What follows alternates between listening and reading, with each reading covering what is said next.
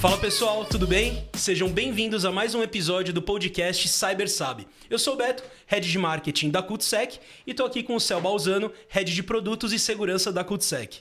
Fala galera, tudo bem? Mais um episódio do CyberSab para vocês, recheado de coisas diferentes, assim. A gente tá acostumado só a falar de segurança, coisas técnicas, o que é muito legal. Mas hoje os assuntos eles vão navegar aí por coisas muito divertidas e o Beto tem um pouco mais para falar sobre isso. Com certeza. Hoje o tema da nossa conversa vai ser Reinventando a Conscientização, o papel da educação e da diversidade. Tá? Então, para isso, a gente está aqui com a Paula Zaidan. Ela é conhecida pela sua abordagem inovadora em integrar educação, comunicação e segurança. Isso traz uma visão totalmente diferente dentro dessa área, que para mim, como comunicador, é um privilégio ter você aqui, Paula. Seja bem-vinda. Bem-vinda. Muito obrigada, eu estou super animada. Eu acho que eu tenho bastante coisa aqui para falar hoje e espero acrescentar aí para toda a audiência, com a minha experiência e a minha trajetória. Legal, acho muito legal que na sua trajetória você sempre junta ali, né, a questão da comunicação, educação, segurança, então eu acho que isso é muito legal. Pessoal, vou apresentar a Paula para vocês então. A Paula, ela é comunicadora e possui pós-graduação em risco e cibersegurança e MBA em gestão de risco e compliance. Ela está no mercado corporativo há mais de 20 anos, sendo 6 desses anos em segurança. Já trabalhou em empresas como RPMA, Borland, Quest Software e FSB. E hoje ela é CEO e diretora de conteúdos da SocialSec. É isso aí, gente. Eu tenho um currículo um pouco extenso, né? Eu posso dizer que eu já cobri o FPB, a transição do FPB. Falando de SocialSec, eu quero deixar aqui já dar um spoilerzinho. Eu tranquei o projeto, porque quando eu fiz a transição de carreira, naquela época, eu precisei mergulhar um pouco mais no mundo de segurança da informação. Então, eu tranquei o projeto e, em breve, aí, em 2025, teremos novidades. Ele vai voltar. Legal demais, legal demais. Então, hoje a gente vai falar um pouco sobre como a conscientização e a educação, elas caminham junto para você conseguir criar um ambiente mais assertivo, tanto dentro do mercado corporativo, quanto dentro de outros segmentos também. Tá bom? Então, seja bem-vinda, Paula. Obrigada. Legal, e para começar, para a gente esquentar esse podcast, né? Vamos começar devagar, porque tem muita coisa aqui que vai deixar o papo muito acalorado. Mas, para começar, Paula, no seu ponto de vista, qual que é a correlação entre educação e conscientização e como esses dois assuntos caminham juntos aí? Eu acho que é um tema muito rico, acho que isso vale uma boa tese antroposófica, né? Se a gente for fazer uma análise muito profunda. Mas a educação, conscientização, eu acho que assim, tem aí, eu enxergo como um tripé, né? Na verdade, a gente tem a cultura, a educação e a conscientização. Uhum. Por que eu falo de cultura, né, antes de tudo? Embora quando a gente olha para a conscientização, acho que o grande desejo de toda pessoa que é líder, né, da cadeira de conscientização é realmente promover essa mudança cultural, esse mindset. Mas quando a gente olha para a educação, cultura, e chegar no ponto de conscientização, a base, a gente tem que olhar a base, e eu defendo muito isso.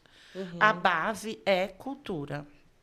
Quando a gente fala de cultura, a gente está inserido numa cultura local, né, que a gente chama, que é uma cultura global. Hoje não dá para pensar que a gente está inserido, né, a gente é uma ilha, tem toda a globalização, e também inserido no nosso país, na nossa cidade, porque o Brasil é diverso, e nas nossas empresas, então, ou clientes. Então, cada ecossistema, quando a gente olha para todo esse ecossistema, ele gera uma cultura. E cada pessoa tem a sua cultura e a sua educação. A sua individualidade, sua história. E aí, como é que você coloca ali tudo isso né, dentro da educação?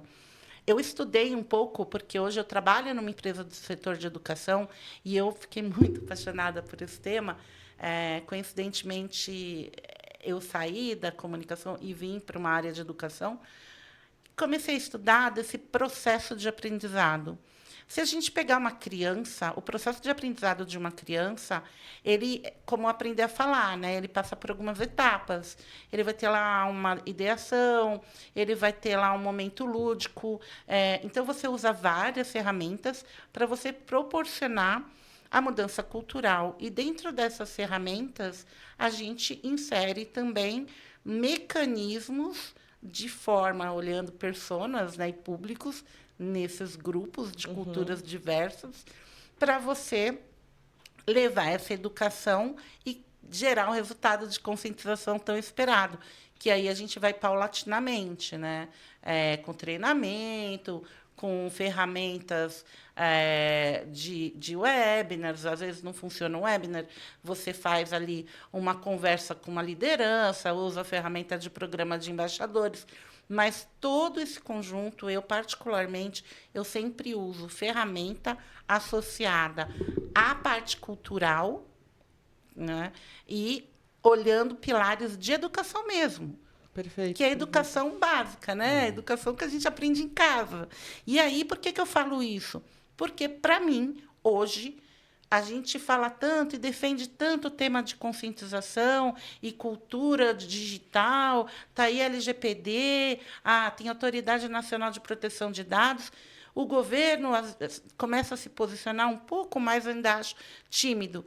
Mas, para mim, a gente só vai ter efetivamente uma mudança de mindset quando as nossas crianças do ensino básico, fundamental, tiverem lá nos seus currículos uma disciplina de cultura digital. Com certeza. Só a partir daí. Aí a gente resolve vários problemas. Problemas de assédio, problemas... Cyberbullying. E aí você cria um adulto que já vem com essa cultura, porque é muito difícil. Existem estudos que, para a gente mudar um hábito, se você for sistemático, leva pelo menos 21 dias. Imagina a gente fazer... Ininterruptos, né? Não é 21 dias. E é um desafio, porque nas empresas existe turnover. E quanto maior a empresa, mais pessoas você precisa atingir de diferentes meios. Então, é por aí. Excelente. Não, eu acho muito legal isso, porque a gente pensa na conscientização... não deixa de ser uma frente educacional dentro da cibersegurança, né? Então, você vê até então como as coisas eram trazidas dentro do universo de segurança, era uma frente muito, olha, você tem que fazer isso. Acabou. Você tem que instalar tal software, você tem que fazer isso, você tem que fazer aquilo. Só que, como você falou, as pessoas hoje precisam, desde a infância, ter conhecimento sobre cibersegurança, porque isso está presente na vida de todo mundo. Então, a partir do momento que isso está presente na vida de todo mundo o tempo inteiro, a melhor forma que você tem de transmitir a mensagem é por meio da educação. Então, você, da mesma forma que ali na escola, você tem a pessoa que está na primeira série, na segunda série, na terceira série. Se a gente faz uma analogia ali ao mercado corporativo, você tem pessoas que têm um grau de maturidade baixo em segurança, médio, avançado, empresas que possuem vários estágios, gestão com vários estágios de maturidade ali, de segurança. E pensando nisso até, você como comunicadora...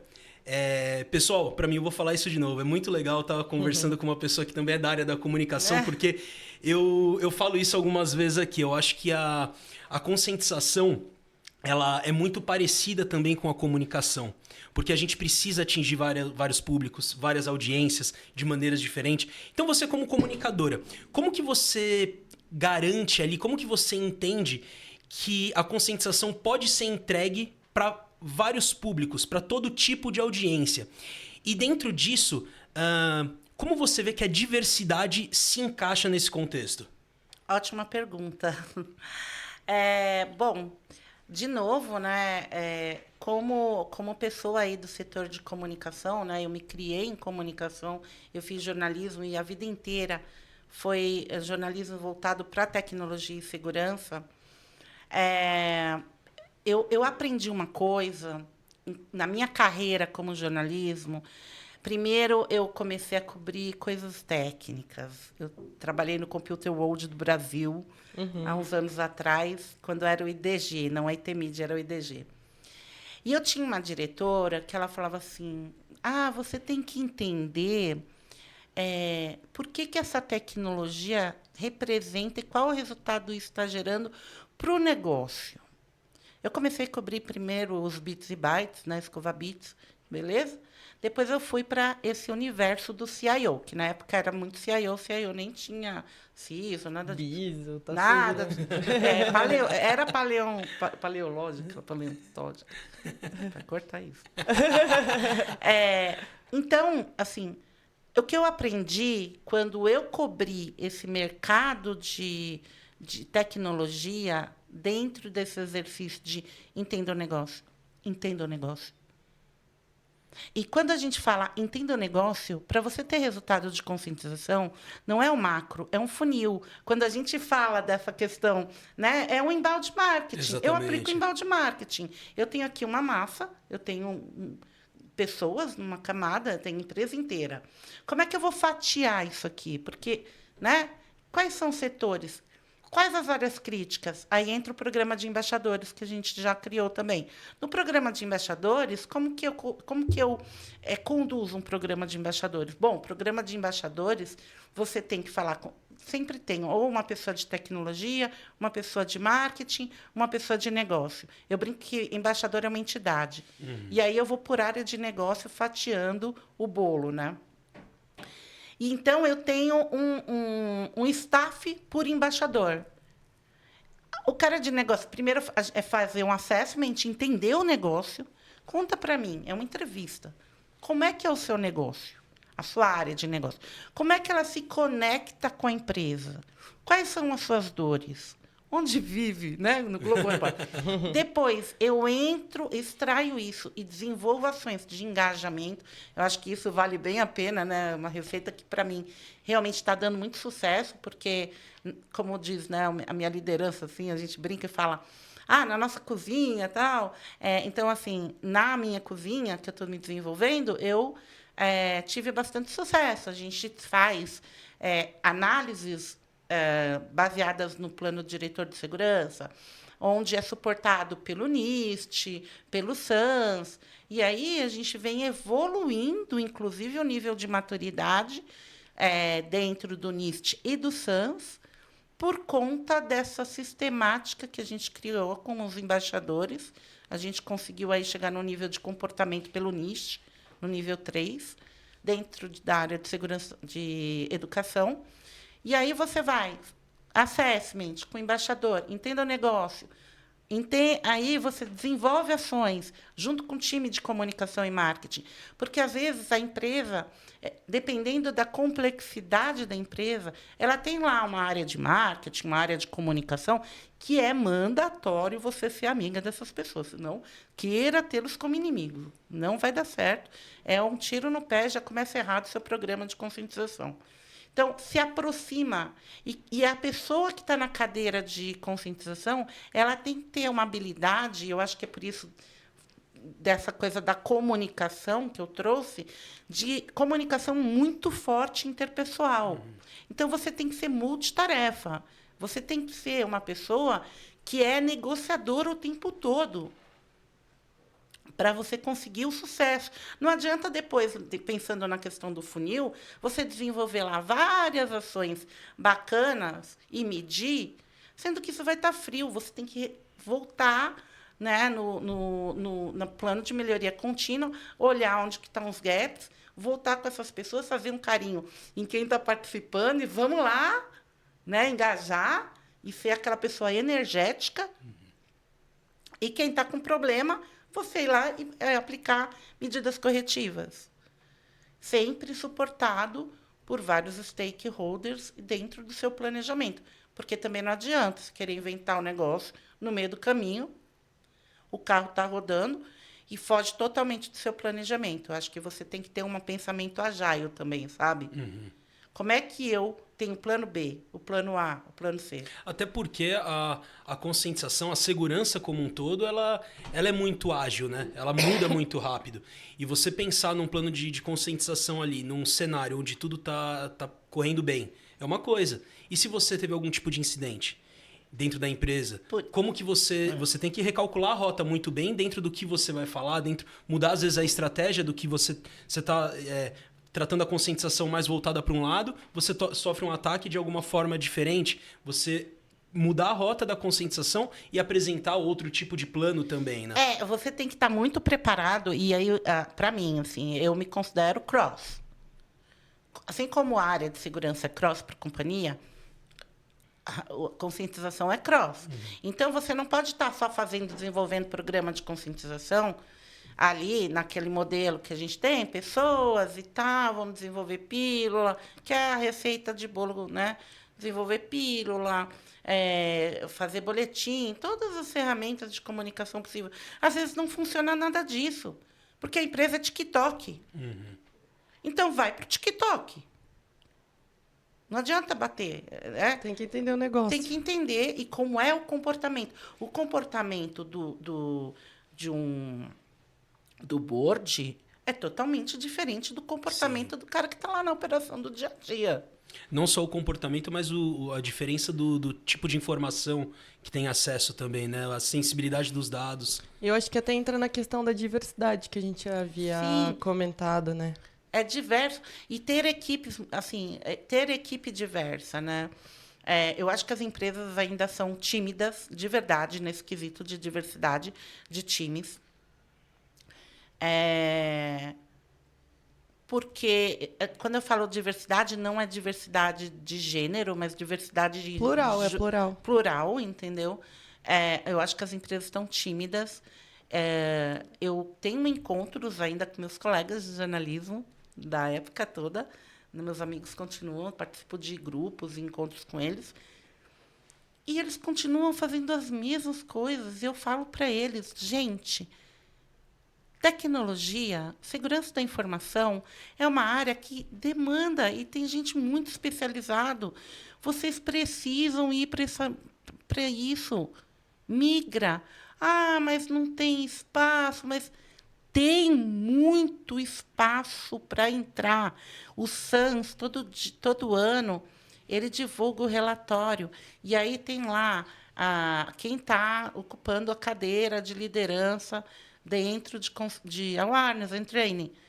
Tem gente de comunicação. E eu tenho observado, ano a ano, cresce um pouquinho, mas cresce.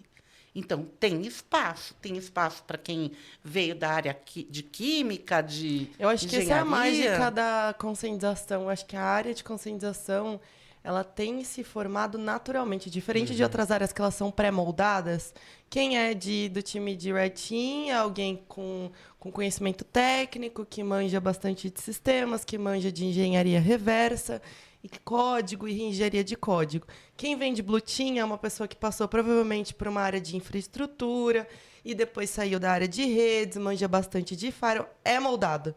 Né? Você não tem uma pessoa de comunicação sendo ethical hacker, a não ser que ela tenha se formado, não em faculdade, mas em conhecimento para tal recurso. Conscientização, não. Conscientização não existe. Apesar de que, naturalmente, a área de conscientização vieram de pessoas entusiastas técnicas, né? Ela nasceu muito assim. Eu tô aqui na minha cadeirinha e eu gosto de falar disso. Eu quero que as pessoas saibam sobre isso. Ela não é mais isso. Então, eu tenho visto mesmo esse movimento que a Paula mencionou, de pessoas de comunicação, jornalistas, marketing, pessoas técnicas também. Mas o fundamental é o que a gente está falando hoje. Independente de onde você vem e qual conhecimento você tenha para agregar em conscientização, comunicação, para mim, é o fundamental ali. Eu também acho. E é o que eu falei, você tem que ser multitarefa. É um perfil que, assim... Se a gente for olhar e falar, me perguntar, qual é o perfil que você acha hoje que tem que ter para conscientização? De verdade, acho que, assim, você tem que ter um conhecimento bom, básico de segurança da informação, né? E isso todos nós podemos nos capacitar. Não é coisa do outro mundo, né? Muitas vezes tem muita gente que pensa, ai, meu Deus, exato. Não é, mas você tem que ter, na minha visão hoje, você tem que ter 60% soft skill e 40% hard skill. Uhum, com certeza. Ah, Com é certeza. bacana. Então, entrando aqui sobre programas de conscientização, como você enxerga essa parte de como criar e implementar programas de conscientização efetivos? Eu sei que é bem plural essa resposta. E quais são alguns aspectos interessantes ou até mesmo insights que você já observou sobre o impacto de uma equipe diversa e também com diversidade de temas aí nesses programas? Um pouco da linha do que eu tinha comentado, né? Eu acho que você tem que, para o sucesso de um programa de conscientização primeiro, tenha bons relacionamentos. Você vai ter muitos stakeholders para conversar. É a área de pessoas, né? Muita gente da área de pessoas, né? Dependendo da empresa, gente cultura, né? que se fala. Muita gente, até facilities, porque quando você vai desenvolver uma semana de segurança da informação, Você precisa usar você espaço. precisa o espaço, você precisa de várias coisas, né? Existe todo... montar um evento. Um evento. Então, você precisa ter esse jogo de cintura, ou pelo menos, se você não fez, se interessar em fazer um curso para entender como funciona a estrutura de um evento. Segundo, você precisa ter esses canais. Eu acho que se iniciasse um programa de embaixadores é o ideal. Não chegar, né, vou desenvolver um programa de conscientização. Não, começa pelo básico, vai devagar. Vai no nível que não existe. Digamos que não tem nem treinamento.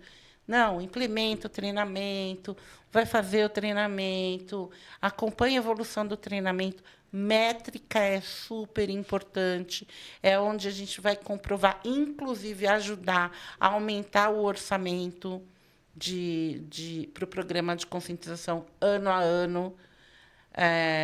Justificar, sempre estar muito próximo do CISO e da liderança, para suportá-lo e ajudá-lo a vender. Porque não adianta você fazer um belo programa de conscientização se o CISO não comprou tua ideia. Com certeza. Vai por água abaixo. E toda a liderança, né, da Toda a empresa, liderança. a principal gestão, assim, precisa. Porque é o que você falou aquela hora, é para todo mundo, são para todas as áreas.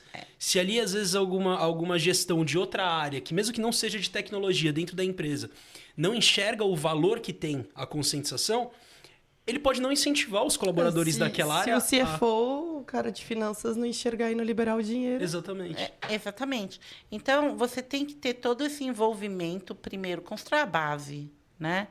É como a gente vai fazer um plano, né? Um planejamento. Constrói primeiro a base. Não tem? Faz a base. Segundo ano, você pode implementar.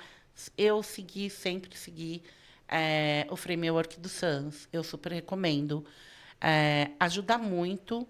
Ele te dá um norte, para quem nunca fez programa de conscientização, ele te dá um norte absurdo, mas você tem que ter esse jogo de cintura e não sai aplicando coisas que você faz hoje, dali a 5 meses você vai fazer de novo. Não, tem que ter constância. Conteúdo, pílula, boletim, você tem que ter constância. Se você perde a constância, também isso vai se perder. A sua campanha de phishing vai aumentar, né, o indicador aí de comportamento indevido dos colaboradores, porque a gente acha que assim, mas a galera não está lendo, lê. A gente começa a ver o resultado de um programa de conscientização na resposta das mensagens suspeitas pelo C-Search. Uhum. A galera está comunicando, está recebendo phishing. E também não sai louco do disparo da campanha de phishing no começo. Porque, gente... Você não comunicou, você não treinou, você quer esperar que as pessoas não cliquem. E você pode criar... Isso é muito sério. Você pode criar um conflito interno absurdo. Eu costumo sempre a gente alinhar com a área de comunicação. Nem os EPs, com ninguém. Sempre com a área de comunicação. Beleza, a gente vai falar disso, disso, disso, beleza, beleza. Porque tem temas que podem ferir a política da empresa. E, às vezes, você tem lá o código de conduta da empresa, você sabe ali, mas o código de conduta da empresa pode estar sendo revisado e você não sabe. Pode ter uma mudança de posicionamento da empresa e você não está sabendo. Então, todos esses alinhamentos têm que ser feitos. Que legal, que legal.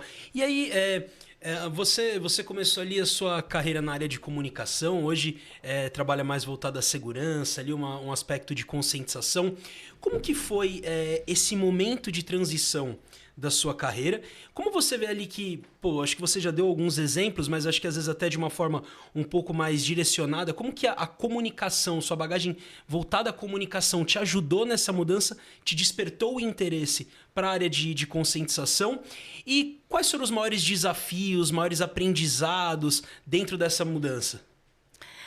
Bom, a gente trabalha no conceito de incidente. Eu sou um incidente, tá? Literalmente, eu fui um incidente. Eu não estava programada na minha vida, não estava mesmo, de jeito nenhum. Eu nunca imaginei que eu fosse trabalhar dentro da área de segurança. Mas eu tive uma coisa que foi muito interessante. Eu trabalhava, na ocasião, numa redação, né, escrevendo sobre segurança da informação, num site de notícias específico de segurança da informação. E ia ter um painel no evento anual deles sobre mulheres em cibersegurança. E fiquei responsável por esse painel. Organizei e tal, beleza. E tudo aconteceu, juro, foi nesse evento. Foi uma coisa assim... eu acompanhei essas mulheres, ouvi a história delas depois, almocei com elas. No final, fui embora. E, naquela época, eu já estava, né? Eu era freelancer, não era CLT, eu era PJ, e fazia freelancer e tal. Eu estava começando a querer fazer algum tipo de mudança, não sabia direito. Quando eu conheci a história delas, na hora de ir embora, eu conheci uma delas, que é a Andréa Tomé, que estava começando o capítulo da ONCE no Brasil. Eu falei, eu queria conhecer a ONCE, queria entender um pouco mais, né, de cibersegurança. Achei tão legal a história de mulheres empoderadas. E, no almoço, uma delas falou, nossa, precisava de uma pessoa como você na minha equipe. Eu, imagina, eu não entendo nada, nem tenho curso, nem sou graduada em computação, só fiz um colégio técnico em 1900 e nunca, de processamento de dados. Minha mãe me obrigou. E depois ela queria que eu fizesse ciência da computação. E eu não quis. Eu falei, não quero. Na época, eu falava, gente chata, nerd. E aí deu toda essa volta. Ocasionalmente, também, uma fonte minha me chamou para fazer um job. E eu não sabia direito, eu só confiei. Preciso de você, uma pessoa de comunicação, me ajuda. Cara, era um programa de conscientização. Quando eu dei conta, e foi no fim do ano, eu virei Natal e Ano Novo. Eu não dormi. Durante uns 15 dias, pegou a virada de Natal e Ano Novo, olhando tudo que tinha no NIST, conversando com gente da área que já estava no mercado há algum tempo, que eu achei no LinkedIn, de verdade, foi uma coisa assim que virou minha cabeça. E eu comecei a me interessar em enxergar várias coisas. Falei, já estava acostumada a montar plano de comunicação, vamos lá, né? E fiz. E aí eu fui me aprimorando. Então, foi um pouco de incidente. Que legal, que Nossa, legal. muito legal. Nossa, e puxando, acho que, principalmente esse gancho da questão das mulheres na tecnologia, né? E como você teve esse primeiro encontro com isso, né? Então, acho que seu primeiro encontro na segurança já foi um encontro muito marcante. Foi. Né? Não foi algo de se esquecer, é realmente marcante. Quais foram esses desafios que, a partir do momento que você entrou para a tecnologia, você começou a vivenciar, principalmente como mulher, né? E fazendo essa transição de carreira, saindo de um lugar que acredito que fosse teu lugar confortável ali, né? E como que você viu essa questão de ser mulher na área de tecnologia? Quais desafios você enfrentou aí? Ou enfrenta também, tem enfrentado? Então, acho que assim, o primeiro grande desafio, e graças a Deus eu tive todo esse suporte, foi bem bom. Eu entrei como líder de marketing na época aqui no Brasil da ONCE, e eu organizava os eventos, assistia todas as palestras, coincidiu com a pandemia, então eu mergulhei nesse universo. Foi quando eu estava ainda tocando Social Sec, fiquei como PJ, acho que uns quase 2 anos, e depois eu fui internalizada. Mas já foi um desafio, primeiro grande desafio, fazer um programa de conscientização numa empresa gigantesca, nível nacional, com mais de 20 mil pessoas, online. Esse foi o primeiro... Na pandemia. Na pandemia. Primeiro grande desafio. O segundo grande desafio como mulher... Eu sempre soube, porque a vida inteira, né, eu fui da área de tecnologia, segurança, mas do lado do jornalismo, que tinha, né, era muito assim, muitos homens, né, era muito mais homem do que mulher. Agora, sentir na pele isso realmente foi bem difícil. Bem difícil. Porque realmente a gente tem um problema estrutural de uma sociedade paternalista, masculinizada, que vem de Portugal. Cultural. Uhum. Fomos explorados. E isso está aí registrado em estudos, não sou eu que estou falando. Os homens, eles têm esse hábito de... Ainda tem esse pensamento sistêmico, que é um pensamento sistêmico, de que mulher não pode estar liderando. Então, eu tive alguns problemas em relação a isso, mas eu sempre fui uma pessoa... E eu odeio fazer essa coisa de autoculpa, sabe?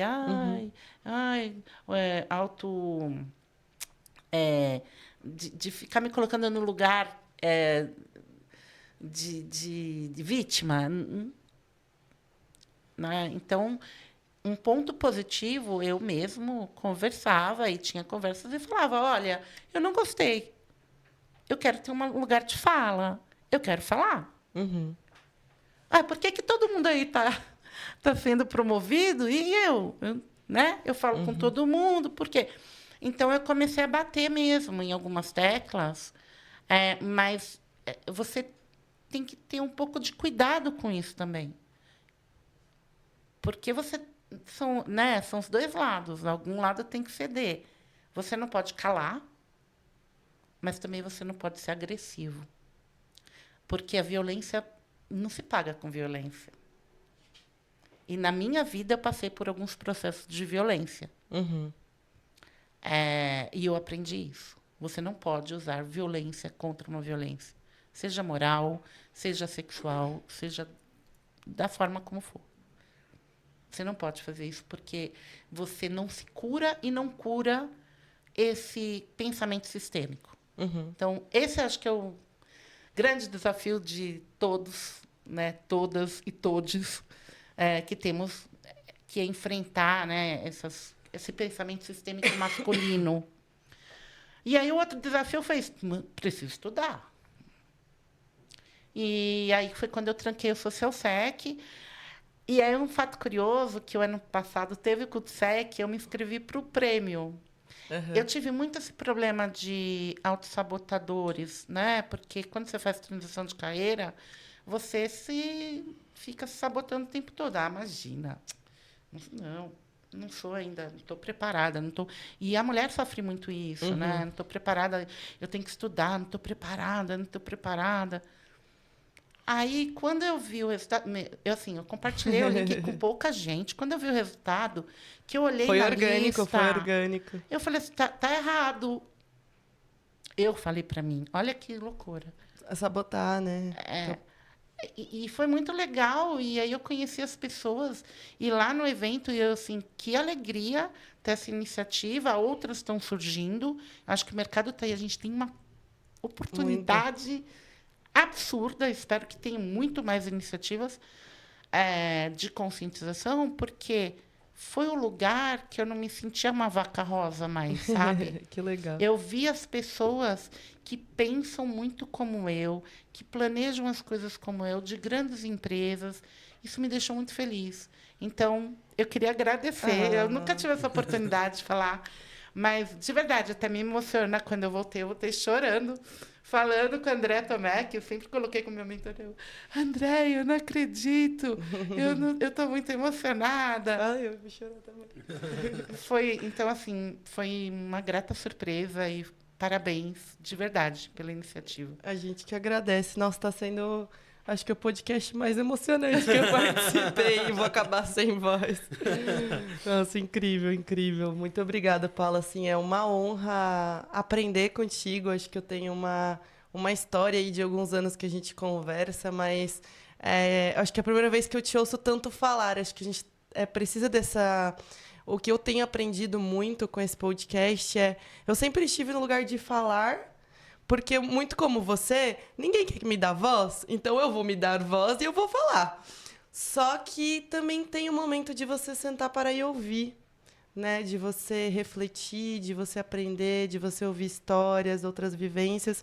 E eu acho que esse foi realmente um dos podcasts que eu mais tive esse lugar de escuta, né, de reflexão, e acredito que eu vou permanecer nesse lugar por algum tempo, mas nós que temos a agradecer a tua presença, teu conhecimento compartilhado, ter participado da premiação também no ano passado, foi incrível. E temos mais alguma pergunta, Betinho? Temos. A gente está agora caminhando para o nosso final. Passou rápido, mas a gente já está caminhando para o final. Pô, Paula, antes de qualquer coisa, muito legal saber dessa sua trajetória, desses desafios que você encontrou. Eu acho incrível isso que você falou. Importantíssimo essa questão do posicionamento, de se posicionar, porque realmente o mercado de trabalho ainda, num contexto geral, é muito masculino. Pensando na tecnologia ainda, é uma coisa que realmente deve ter sido uma situação muito difícil, muito desafiadora mesmo. E com certeza isso foi um dos prepulsores para que você não acreditasse que você poderia ganhar o prêmio, esse tipo de coisa, né? Eu vejo o quanto os homens, de maneira geral, não levam em consideração o que a mulher está falando dentro da área de tecnologia. Então, isso que você falou do posicionamento, muito legal, parabéns. É necessário muita coragem, muita determinação, muita força de vontade. Parabéns mesmo, muito legal, muito legal. Obrigada. Legal eu também demais. estou aprendendo todo dia, né? E essa coisa de você ser suave, sabe? Uhum. Você não precisa, impor. Não, seja suave, seja diplomático. Vê a hora certa, sabe? Às vezes não é ali naquele momento que está acontecendo uma reunião que você percebe que não deixam você falar, ou que você fala parece que ninguém está ouvindo. Pede um feedback depois. Entendeu? Sim, com certeza. E, bom, agora a gente está falando ali de uma questão ali de transição de carreira, né? Esse tipo de coisa. Pensando em pessoas que hoje estão no mercado de trabalho, a gente estava falando da diferença de lugares que pessoas vêm para dentro de conscientização. Então, alguma pessoa que está em alguma outra área hoje, seja ela qual for, e tem interesse em mudar para conscientização, ali voltado principalmente à segurança, né, e tudo mais, que conselho que você dá? Então, por onde a pessoa começa? O que fonte de conteúdo ela busca? Por onde ela pode pensar em iniciar essa carreira? Sabe, esses primeiros passos, realmente, para quem quer fazer essa mudança? Ótimo. Bom, primeiro, pessoal, acho que assim, não tenha medo. Ou tenha medo, vai com medo mesmo. É melhor usar, né? A gente tem medo, bate aquele frio na barriga e tal, como por onde começa. Busca uma rede de networking, uma associação, uma organização que trabalhe nessa parte educacional dentro de um contexto e começa a aprender sobre isso. E networking é essencial, muito importante. Começa aí nos eventos, que são os eventos... Faz, né, o LinkedIn hoje é uma fonte, na internet você pode ir encontrando. E é orgânico, né? Quando a gente começa a buscar informações sobre determinada área, tudo vai surgindo. Então, atraia pessoas para a sua rede de contato. Converse com essas pessoas. Porque, muitas vezes, a gente pensa assim, mas eu vou falar o quê com essa pessoa? Eu não entendo nada. Entende? Não precisa entender. Lê sobre o tema. Se capacita um pouquinho para ter minimamente uma conversa. Quando a gente está aprendendo idioma, né? Estuda um pouquinho para ter uma conversa mínima. Faz um plano. Quem são essas pessoas que podem te ajudar a ter... Porque segurança da informação, cibersegurança, é gigante. Tem muita disciplina dentro. Então, você tem monitoramento, você tem pentest, você tem a parte de governança, se você é da área mais humanas e tal, dá para entrar por governança. Já vem de uma área de engenharia, você pode entrar para uma área de AppSec, né, que é desenvolvimento de aplicação com desenvolvimento seguro, mas existe um leque de oportunidades e tem muita vaga para ser preenchida. Então, começa a se aproximar. Lê notícia. Tem muito site de notícia. Todo dia, agora, até na televisão, a gente vê no canal aberto falando sobre ataque, phishing. Então, isso não é mais coisa do outro mundo, né? Já é uma realidade para todo mundo. Afinal, o celular está aí e não é mais um aparelho de telefone há muito tempo. Então, acho que meu conselho seria esse, sabe? Se aproximem. Porque quando eu tive o meu incidente, eu fui atrás das melhores práticas. Quem é o melhor? Qual é a melhor referência? E sempre se mirem, busquem uma inspiração de pessoas, de boas práticas, mas sempre o melhor de todos. E se inspirem, porque eu acho que uma coisa que me ajudou muito foi me inspirar em pessoas. Me inspirar em algumas empresas. Muitas vezes eu busquei empresas para eu ver o que eles estavam fazendo para eu aplicar depois que eu já estava dentro da segurança. Mas sempre olhei muito o mercado. Então, tenha isso, sabe? Quero ser investigativo. Investiga. Legal. Legal demais. E partindo aqui para a nossa última pergunta, pensando aqui em um mundo que passou por tanta transição, né? Saímos do mundo pré-pandêmico, pandêmico, pós-pandêmico, primeira era da internet, segunda era da internet, terceira era da internet, agora inteligência artificial e cada dia uma novidade. No que diz respeito à conscientização, o que você vê ali como mudanças em práticas educacionais, em comunicação, ou até mesmo oportunidades de inovação que nós podemos aplicar aqui para a conscientização? Bom, eu amo inovação. Eu trabalhei a vida inteira, indiretamente, no bastidor, mas acompanhando o mercado, todas as ondas do mercado. Agora, com a inteligência artificial, a galera que trabalha com conscientização tem que entender uma coisa. Cara, tem muita oportunidade. Desde você construir conteúdos e... Eu brinco que eu virei prompteira, né? Né? Escrever prompt, todo mundo vai acabar indo para esse lugar. Existem muitas ferramentas, tem até um site chamado Futurepedia, que todo dia existe lá quais são as ferramentas de inteligência artificial que estão surgindo. Mas não fica louco e desarado com tudo isso, né? Dentro daquilo que você planejou. Assim, qual é o meu problema? O que eu quero resolver? E busca, se apoia nessas ferramentas. Eu estou desenvolvendo um chat, um assistente de IA, que vai suportar e distribuir conteúdo, não só para que as pessoas perguntem, mas eu vou distribuir conteúdos para grupos específicos, pensando do ponto de vista cultura, pessoas, né, e educação. Então, eu vou usar a inteligência artificial através de um assistente de IA para distribuir notificação específica para grupos específicos. Eu estou automatizando o meu processo e sendo um facilitador e acelerador ao mesmo tempo, né? Então, existiam muitas coisas.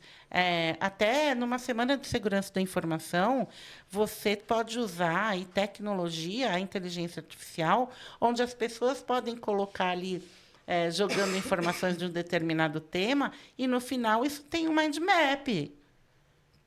Porra! Desculpa o palavrão. Tem muita coisa, né? O céu é o limite com tecnologia. Então, é aquilo que eu falei. Conscientização, a gente tem que ter o pé no chão e a cabeça nas nuvens. Porque você tem que saber que você vai ter um planejamento e você vai cumprir esse planejamento, medir, e aí você linka isso com risco humano. E se você estiver lá perto da galera de gestão de risco, olha a matriz de risco da empresa, desenvolve a sua matriz de risco. Assim, eu recomendo demais que as pessoas que trabalham com conscientização façam um MBA, um curso muito bom em gestão de risco. Porque hoje a nova onda, né, e já está virando velha, é risco humano. A gente já está ouvindo falar da nova onda da neurociência aplicada em comportamento com risco humano. Então, a gente está vendo uma evolução e a gente tem que usar a tecnologia para que a gente consiga acompanhar essa evolução. Bom, agora sim, chegando ao final. Não vejo a hora desse podcast sair, mas você que está aí em casa já está com esse podcast na mão, já está com esse podcast aí no YouTube, seja no Spotify ou no LinkedIn. Então, para nós continuarmos a trazer histórias inspiradoras, mulheres inspiradoras, conteúdo bom, de qualidade, a gente conta com vocês para compartilhar, para curtir, para manter o engajamento aqui, para que a gente consiga sempre inovar e trazer mais gente incrível como a Paula aqui para o nosso podcast. Muito obrigada, foi uma honra, viu, Paula? Nossa, foi muito legal, eu adorei. E participar também faz a gente refletir, né, no nosso desenvolvimento de vida. E acho que, mais que isso, acho que o meu propósito, e eu sou uma pessoa que eu trabalho orientada a propósito. O meu propósito é realmente ter esse meu lugar de fala, mas para inspirar pessoas. E quanto mais gente a gente tiver em conscientização, sei lá, daqui a 5 anos, Chief Information Security, blá, blá, blá, Awareness Officer, né? Que tenhamos muitos, como tem os CISOs hoje, né? Porque no passado era o cara de informática. O cara da TI. Cara da TI.